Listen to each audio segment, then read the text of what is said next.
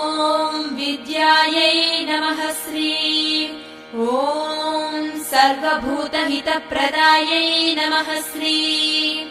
ॐ श्रद्धायै नमः श्रीं